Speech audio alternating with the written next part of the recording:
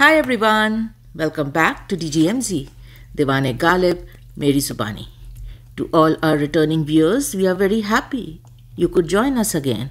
And to the new viewers, we are delighted you discovered the podcast and decided to tune in for the first time.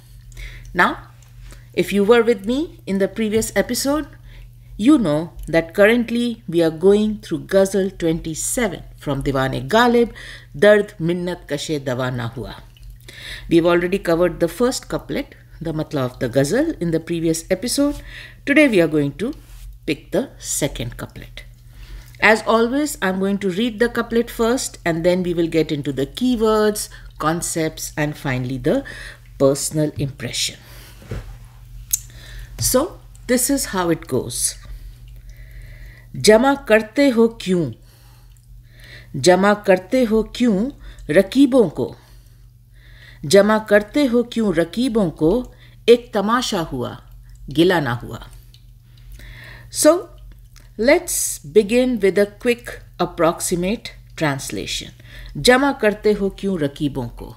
Why do you go ahead and gather rivals?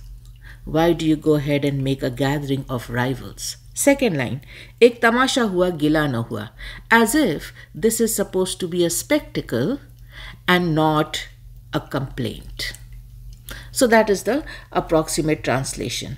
As you must have noticed in the first two couplets itself, this ghazal is very conspicuously simple in its wordings.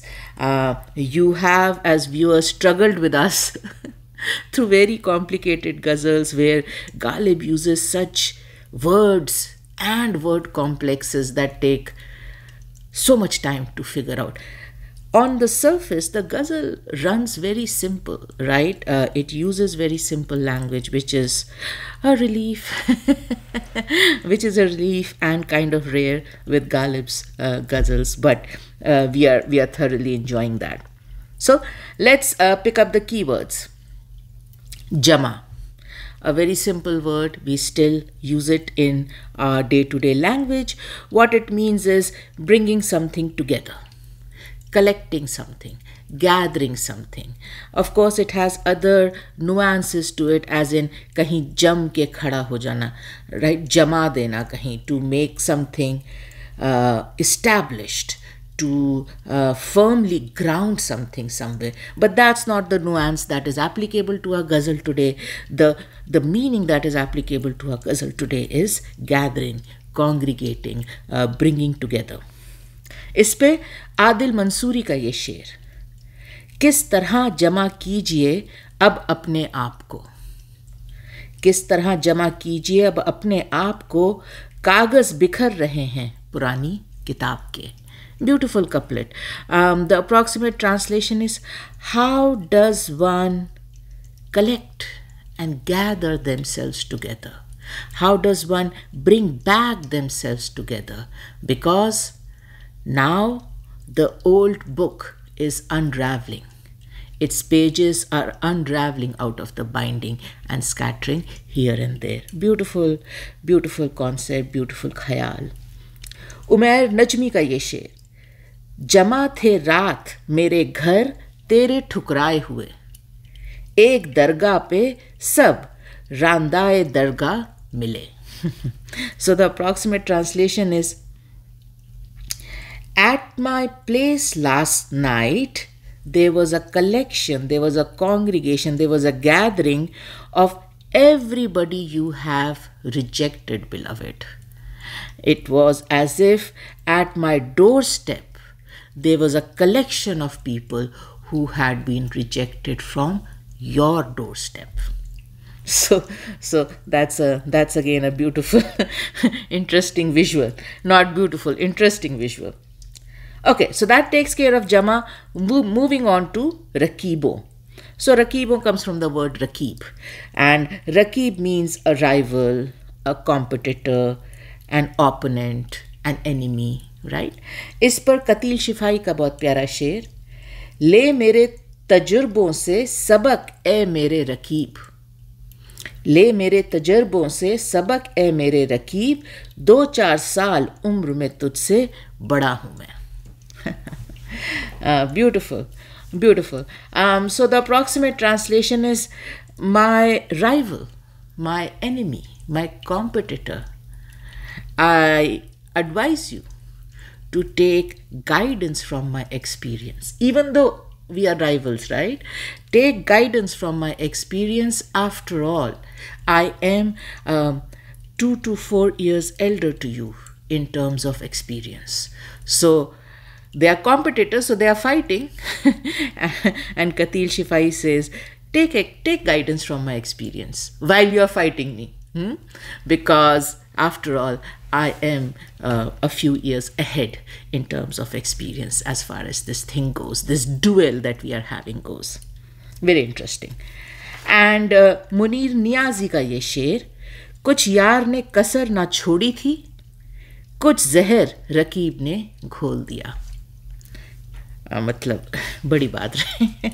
So the approximate translation is, to begin with, the friend had left no more room for anything else, and then to add to that, the enemy went ahead and mixed some poison in my drink or whatever I was taking inside, right? So basically दोस्त और दुश्मन दोनों ने मिलके खत्म कर दिया.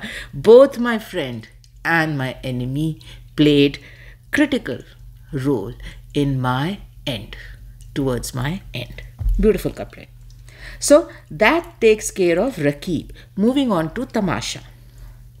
We have covered Tamasha in a few of the previous ghazals. So as DGMZ viewers, we are not ignorant to it. Again, a very common word. We see it used in even today's dialect. What it translates to is show, spectacle, something meant for entertainment or amusement usually, but basically something that is put up as a public show, put up as a public spectacle.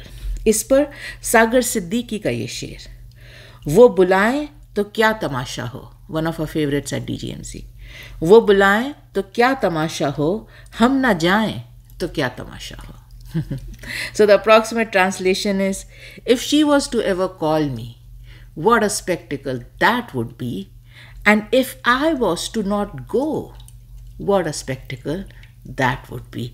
Just that underlying message, right? That she will never call. And if she ever does, it will never happen that I will not go. But if these two impossibilities were to happen, wherein she would call me, and I, despite her calling me, was not going to go to her, that would be a spectacle indeed. Mirza Ghalib का ये शेर बहुत प्यारा शेर, बनाकर फ़कीरों का हम भेस गालिब, तमाशाए अहले करम देखते हैं. The approximate translation is, I don the camouflage, right? I get under the hidden camouflage. I hide myself under the camouflage of a mendicant, a dervish, somebody begging for alms. And then I get out in the world and see the spectacle of these so-called generous people, charitable people. Because unless you are actually begging from them, unless you are actually asking something from them, you really cannot judge their actual generosity. On the surface, everybody is very generous and charitable, right? But Ghalib says, once I get hidden under the camouflage of a beggar or a mendicant or a dervish, that is when I get to see the real generosity and charitable nature of these so-called people who are claiming to be generous. Okay, and then moving on to the last word, Gila. Gila again, it is not a very common word, but a common word. We are aware of it. We still use it in our language every now and then. Gila shikwa kind of goes hand in hand. It is almost a phrase, word complex we use. So gila translates to complaint, blaming something. Someone of something, accusing someone of something, right? इस पर अहमद फराज का ये शेर, जिंदगी से यही गिला है मुझे, तू बहुत देर से मिला है मुझे. Beautiful couplet, right? So the approximate translation is, the only complaint I have against life is that it brought you to me very late. Very late in my life, life introduced me to you. That is the only complaint I have. Sorry.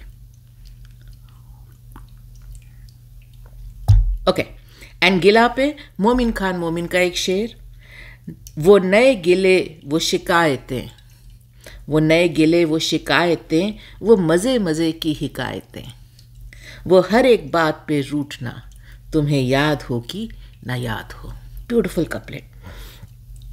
The approximate translation is, those ever renewed complaints, right? Every time a new complaint, every time a new accusation, every time a new blame, and the joy and relish of you complaining and you blaming me for this and that and everything else, right? And then after those complaints, you kind of getting angry with me, right? And turning away from me. All those things that we used to do. I am not sure whether you remember them or not clearly, but I remember each and everything, all those mannerisms very clearly.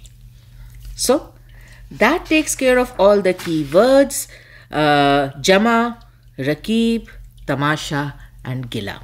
Let's start getting into our impression. First line, Jama karte ho kyun rakibon ko?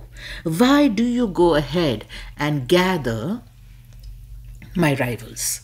And of course, the line or the question is addressed to the beloved by the lover. So we will split the first line into two parts. First part, Jama karte ho. Now the first part of the first line is very interesting, and it probably took the maximum research effort for today's episode by us. In DGMZ's humble opinion, unless we understand the ancient tradition playing in the background here, we will neither understand nor enjoy the couplet fully. So let's dive into it. Now, the ancient tradition playing in the background is of community justice. Community justice was very common in ancient civilizations and societies around the world. This type of community justice depended heavily on people's civic responsibility, community guidelines, and time-tested traditions. These community-based justice systems focused on restorative justice, reconciliation, community involvement with practices like tribal councils, family group conferencing, and circle sentencing. The council of tribal elders or community leaders would facilitate conversations focused to heal underlying means for a crime, prevent repetitive behavior, and aid the offender's re-entry into the community or society post they committing the crime. The uniqueness of these community-based justice systems was that they did not focus solely on punishment. They had a huge focus on restoration, on bringing back the criminal into the society, helping him, aiding him, supporting him wherever necessary, disciplining him, right? But the idea was not just to punish and stop at that, right? So this type of justice system was very common in the ancient times across civilizations. We had something called city-states in ancient Greece. We had nomes and provinces in ancient Egypt. We had municipalities in Rome. We had this Iroquois Confederacy, which was for the 6 Native American tribes in America. And then our very own village governments called panchayats in India.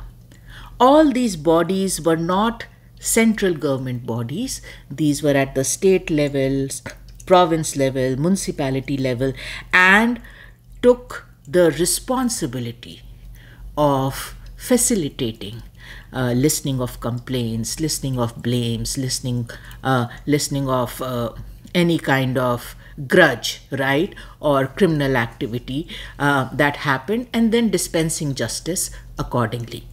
And of course, like we said, the justice dispensation was the responsibility of some very elite, knowledgeable, wise, elder people who had no shortage of wisdom, who had no shortage of insight into tradition, best practices, right, learnings. So, so that is what is playing in the background of this couplet, where you collect a few very esteemed, chosen community leaders to come and listen to your complaint, so that they can then do justice, right? So that they can then facilitate justice. So let's just keep that in mind and now come back to our couplet. So Ghalib starts the couplet by asking the beloved, why are you collecting or gathering people around us? जमा करते हो क्यों? ये क्यों इकट्ठा कर रहे हो लोगों को मेरे और तुम्हारे आसपास, right? Why? Why, beloved, are you involving people and parties other than you and me? Why, beloved, are you introducing a third person or persons in the equation between you and me? And though Ghalib poses this as a question, one can definitely make out the displeasure in this question, right? Where he's not very happy with the action that beloved is taking of congregating and gathering and collecting people around them. Moving on to क्यों रकीबों को जमा करते हो क्यों रकीबों को. Now, this is the first mention of Rakib in this ghazal. We will encounter this character again in the 4th couplet, but for now, 2nd couplet. So what is a Rakib? At DGMZ, we keep the definition of Rakib very simple. The definition of Rakib per DGMZ is anyone except the lover who wants to be around or close to the beloved. For the lover, anybody making any type of demands on the beloved's attention or time, no matter how small, no matter how big, as long as that anybody is not the lover himself, it is a Rakib.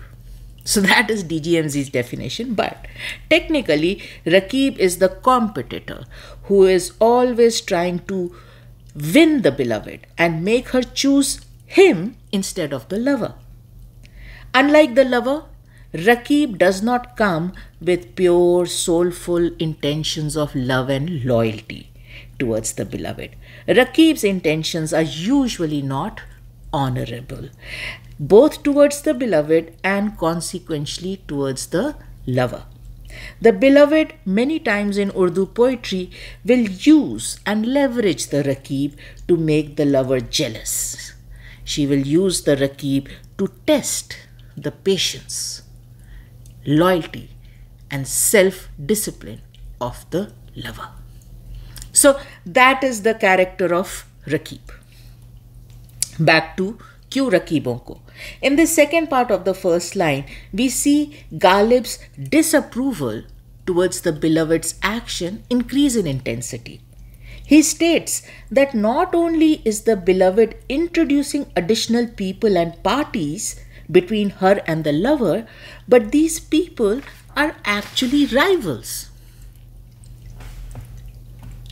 Right? As we covered in that background concept of communal justice, if you are collecting people, right, to dispense justice, these are very elite, chosen people, wise, unbiased, intelligent, elderly, very fair and just.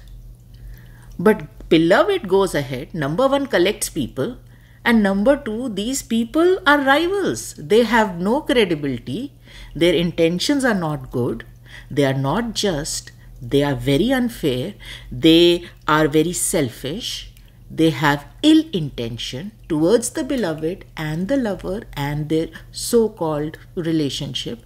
And these are the type of people beloved is collecting. This just makes the whole thing even more unfair, right? So, not only is the beloved bringing more people between her and the lover, but she is specifically choosing rivals for this purpose. So, first of all, you should not bring people between you and me, beloved. And secondly, if you are bringing people, bring good people. You are bringing all these bad characters collection of them between you and me. So that takes care of the first line, Jama karte ho kyun rakibon ko.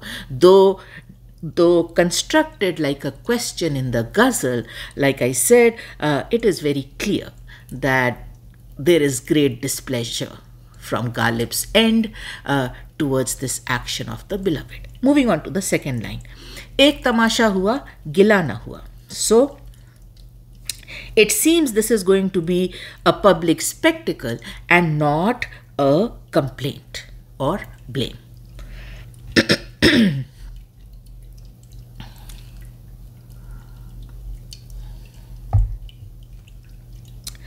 Ghalib uses this second line masterfully to create contrast between the beloved's action and the lover's expectation. Beloved's action is tamasha.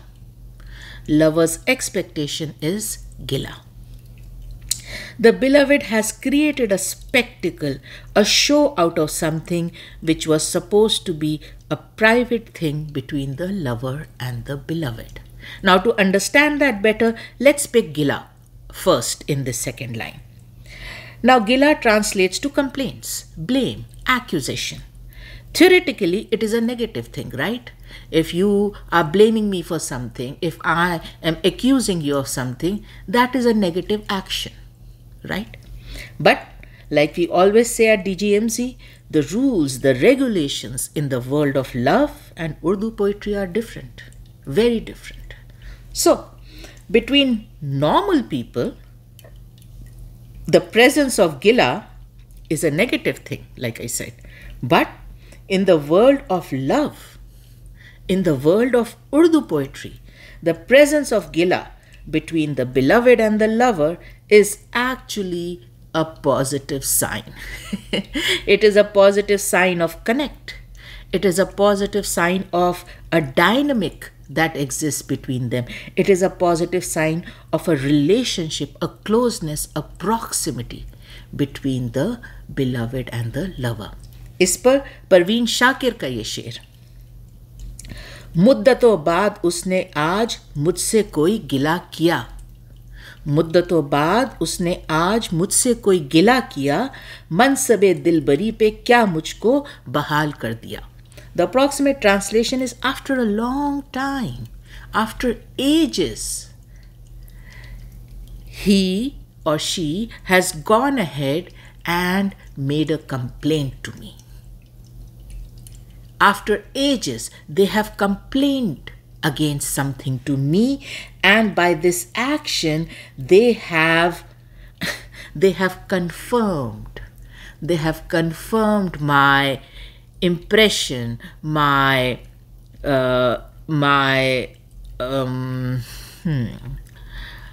my understanding that there is some dilbari between us, there is some affection between us, there is some love between us. Mansabe dilbari. That intention, right, that would be the right word. The intention to love, they have confirmed. The intention of affection, they have confirmed by complaining against me for the first time in many ages. And then पीर नसरुद्दीन शाह नासिर का ये शेर, जो गिला किया है तुमसे तो समझ के तुमको अपना, जो गिला किया है तुमसे तो समझ के तुमको अपना, मुझे गैर से शिकायत कभी थी ना है ना होगी. So the approximate translation is, if I have complained to you, it is because I consider you mine. I have never complained to a stranger. I will not complain to a stranger.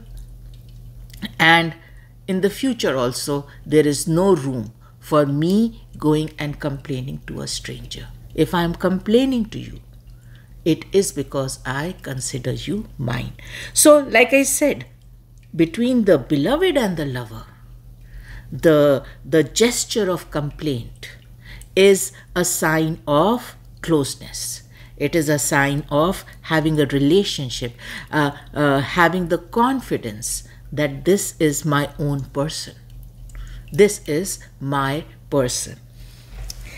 And like I said, between the lover and the beloved, there is a special relish, there is a special enjoyment, there is a special intimacy when gila or complaints happen. It is a sign of closeness. Dag Dehelvi ka ye शेर, उस गिले को गिला नहीं कहते उस गिले को गिला नहीं कहते, गर मजे का गिला करे कोई. The approximate translation is, you do not call that complaint a complaint if there is a relish, if there is a flavor, if there is an intimacy in that complaint. You don't call that complaint a complaint, right?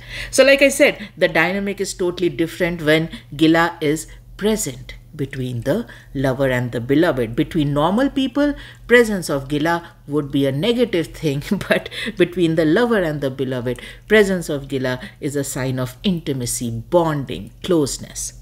Now, moving on to the absence of gila. So again, similarly, absence of gila between normal people is a positive thing. I have no complaint from you. You have nothing to blame me for. We are good. Right? That's what it means. But in Urdu poetry, in the world of love, different. In Urdu poetry, between the lover and the beloved, the absence of gila is actually a sign of no connect, no dynamic, no relationship. In fact, absence of gila between the lover and the beloved would either mean the relationship does not exist, or that the relationship is going through a very negative phase, or that the relationship is either coming to an end or has already ended. इस पर poets and shayars have written very eloquent shayari. Jaun Elia का ये शेर, कैसे कहें कि तुझको भी हमसे है वास्ता कोई, कैसे कहें तुझको भी हमसे है वास्ता कोई, तूने तो हमसे आज तक कोई गिला नहीं किया. Right? So the approximate translation is, how do I go ahead and claim that you have some kind of affection, some kind of closeness to me? After all, till date, you have never even complained once against me or to me. So then, how can I assume that you feel close to me, you think that I am yours, you think that you are mine? You have never complained. Never even once, right? साहिल लुधियानवी का ये शेर, लो आज हमने तोड़ दिया रिश्ताए उम्मीद, लो आज हमने तोड़ दिया रिश्ताए उम्मीद, लो अब कभी गिला ना करेंगे किसी से हम. Beautiful couplet, right? So the approximate translation is, Okay, fine. Today I have gone ahead and destroyed the last hope I had of having a relationship with you. Today I have broken and destroyed that last hope of having a relationship with you. Going forward, from today onwards, I am not going to complain about anything. Like we said, absence of complaint, ending of complaint is a bad sign between the beloved and the lover. As long as that complaint is going back and forth, everything is good. Shahzad Ahmad का ये शेर, शहजाद ये गिला ही रहा उसकी जात से, शहजाद ये गिला ही रहा उसकी जात से, जाते हुए वो कोई गिला कर नहीं गया. The approximate translation is Shahzad, and the poet is referring to himself. Shahzad, I only have this one complaint from her, that when she was leaving me forever, she did not complain at all. Had she complained, even when she was leaving me, it would have given me the sign that there is some dynamic, there is some affection, there is some closeness still. But she left, and she did not complain when she left. That means it is actually over. So, like we said, it is so interesting when you see how complaints play out in the normal world within normal people, and how complaints play out between the beloved and the lover. As we can see, presence of gila between the lover and the beloved has its own set of rules. It is something which is supposed to be done between the two only. It has a very intimate and a very personal vibe to it. Whether it is a playful gila or a serious one, the fact remains that it is private and bonds the lover and the beloved. In this couplet, Ghalib describes his disapproval on how the beloved has almost disrupted and insulted private, intimate gesture of gila or complaint by introducing third parties, third persons, right? Person or persons. And not just any third parties, but third parties of rivals. What the beloved has done is she has disgraced the private, intimate gesture of gila into a public spectacle, a tamasha that is going to play out in front of a group of rivals publicly. Now, it is very, so this is something which the lover is not very pleased about. And why is that, right? Why is that? Because the lover in Urdu poetry is not a fan of tamasha. The lover in Urdu poetry are not a fan of rolled over my words. The lover in Urdu poetry are not a fan of public spectacles about their love or complaints about their love. Usually the lover is silent in the background, carrying his love and grief with extreme respect, dignity and intense privacy. Right? Qateel Shifai का ये शेर, सुना है उसको मोहब्बत दुआएं देती है, सुना है उसको मोहब्बत दुआएं देती है, जो दिल पे चोट तो खाए मगर गिला ना करे. This is the lover's philosophy. The approximate translation is, I have heard that love itself blesses that person who will keep getting wounded in his heart, but will not let any kind of complaint or blame or accusation come out of his lips. He will remain silent. Akhtar शुमार का ये शेर, मैं तो इस वास्ते चुप हूं कि तमाशा ना बने, तू समझता है मुझे तुझसे गिला कुछ भी नहीं. Approximate translation is, I am so silent and my lips are so sealed because I do not want to create a public spectacle. And you are thinking that I am silent because I am having no complaints. I am having no blames against you. But that's not correct. You are misunderstanding my silence. My silence is there to avoid the public spectacle, not because I do not have anything to complain about. And then last one, Suhaib Farooqui का ये शेर, दिलों के राज सुपुर्दे हवा नहीं करते, हम अहले दिल हैं तमाशा बापा नहीं करते.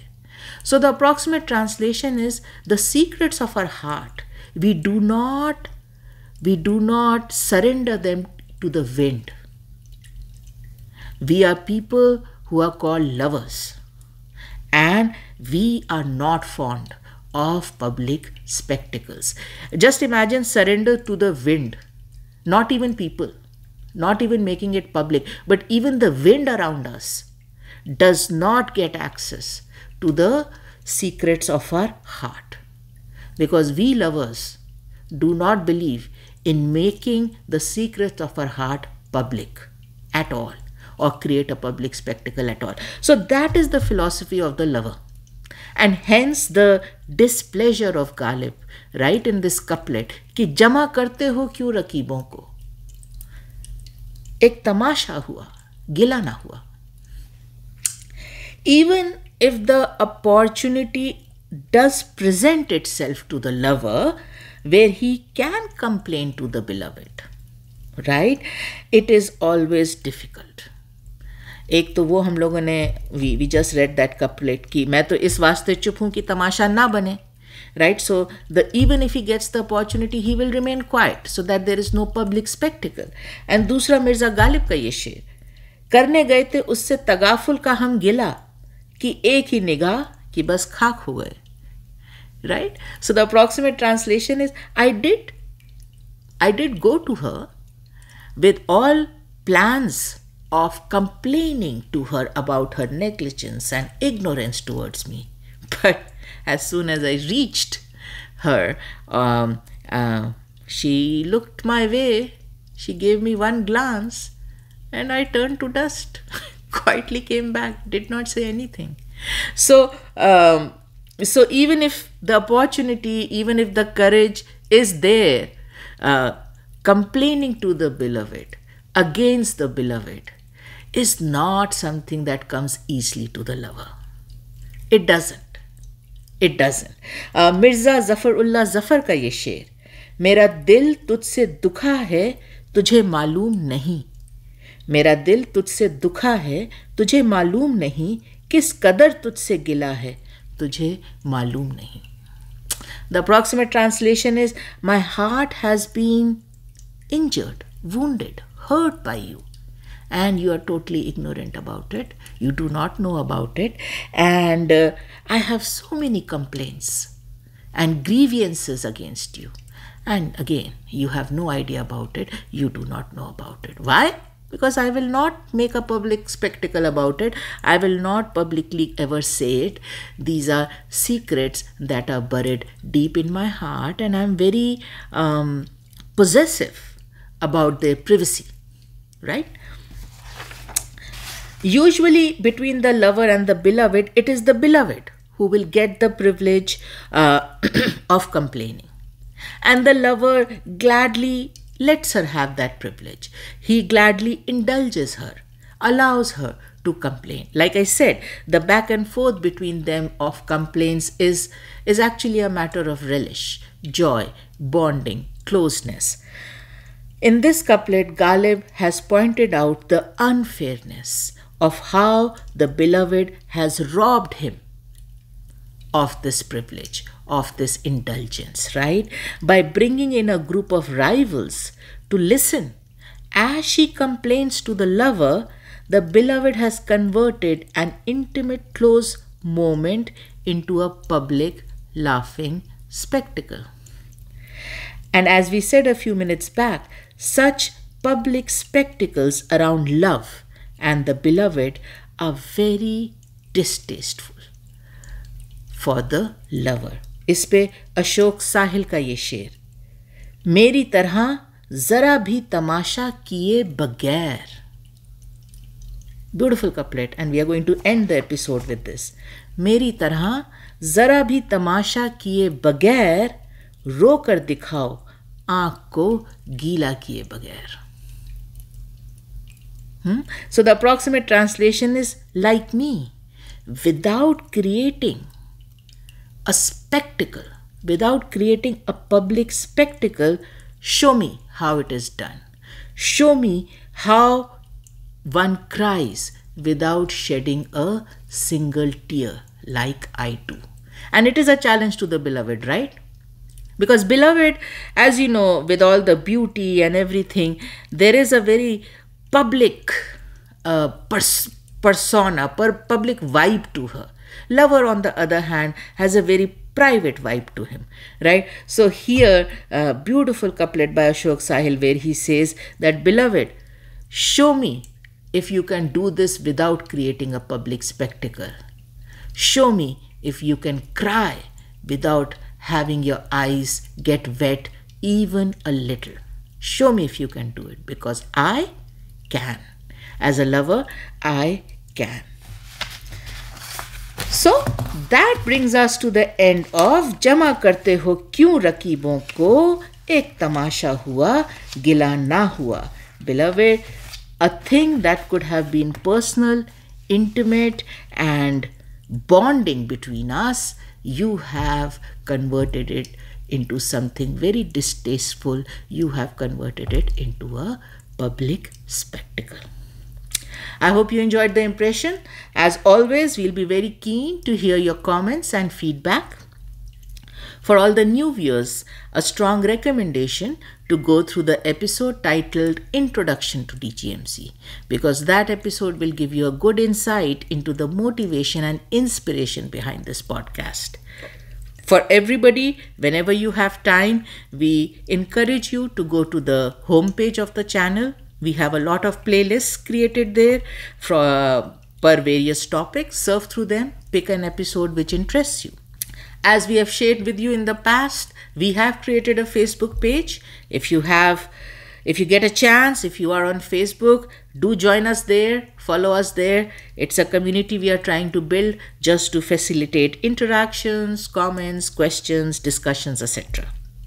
Now, as always, I'm going to end this episode by sending a lot of love and light to all you dear viewers, and thanks for watching.